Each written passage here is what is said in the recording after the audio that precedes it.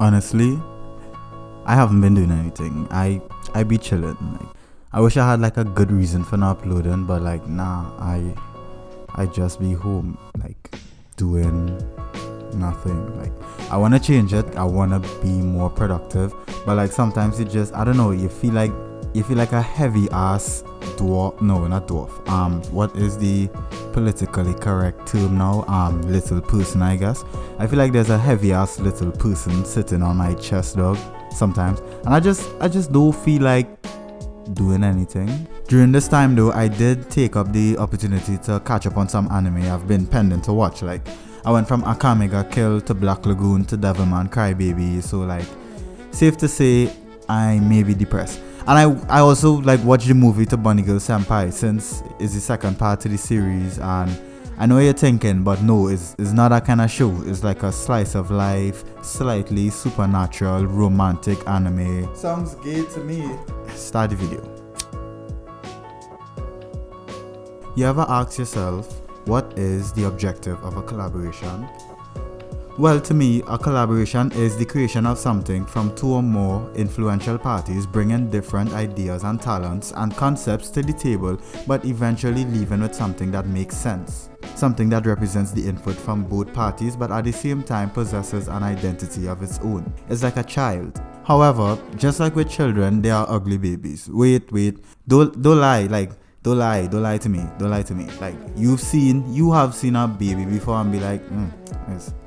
I mean, like, I'm happy for the couple, like, they brought life into the world. It's a beautiful experience for them, but the baby ugly, like, whatever. Within the same paradigm, a collaboration could also be unsuccessful, either because both parties lacked chemistry or because the stronger traits on both ends was not displayed. Regardless, the reality is, in certain instances, one party in the collaboration carries the heavier weight in what is brought to the table.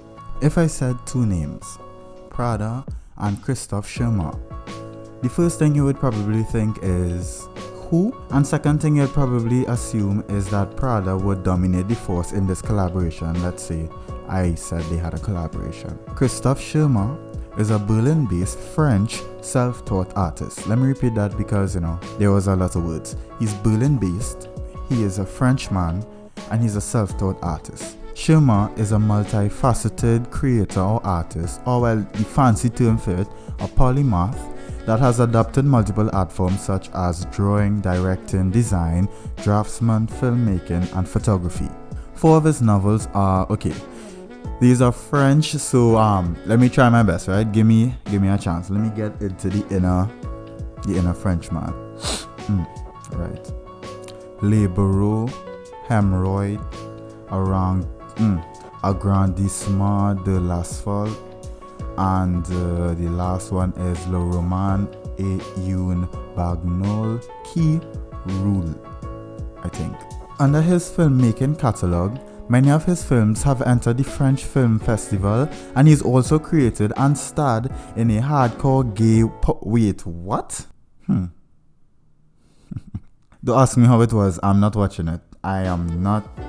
I'm not watching it, alright? Prior to Prada, he collaborated with fashion house and designer Andy Millimeter, but I was not able to find any images online. Any images as to what it looked like. Like, I tried. I used Google, Safari, Chrome, Bing. I even became desperate and used Yahoo and the dark web. I was willing to sell my baby feet pics to be able to find a picture of it, but to no avail.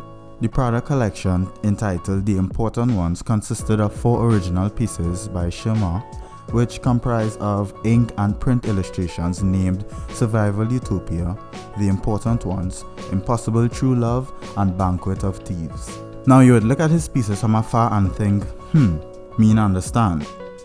Then you'll take a closer look and then you'll say, still, me not understand. But that's just because you don't read books. I say this because many of the characters Chemin used are characters found in either pages of history books or fictional books. The pieces drew inspiration from multiple fields such as psychology, music, social politics, various cultures, and Greek philosophy, historical figures, and video games. Take for instance, Survival Evolved.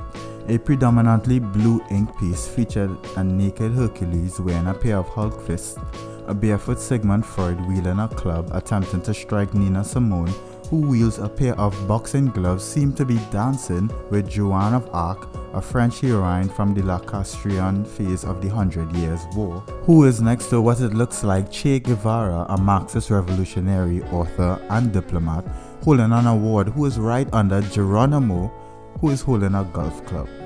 The piece was heavily influenced by the 1400s artwork Battle of the Nudes. Even if you was on Jimmy Neutron's level of intelligence and you knew every single character here, you would still look at the piece and you'd be like, this is still weird to me, I still don't understand. Survival Utopia, which draws heavy influence from the 1500 medieval tapestry, a town clearly in the process of industrialization with what looks like where Noah crash landed his ark. Impossible True Love exudes heavy romance poster vibes, with the two characters appearing to not even be from the same cultural background. One American military vibes while the other gives off Egyptian goddess vibes. The Impossible True Love background was a reference to the apocalyptic painting by, there's another French name, Cristoforo or Cristoforo de Prodi, a 1947 piece. Finally, The Banquet of Thieves, a predominantly pink artwork, is, as the name suggests, a dinner table laden with food, in this instance fruits, being stolen by a gang of mice. The piece draws influence from the Baroque style vanitas from the 17th and 18th century. When I saw this, the first thing that came to my mind was those scenes from Tom and Jerry where Jerry brought all his niggas around and they would just raid shit. Yeah, that's what came to me. Chemin refers to himself as a sponge, in the sense that he's able to absorb and be inspired by anything, whether it be mythologies, historical events, or movie and video games, and this was vividly portrayed in his Prada collection.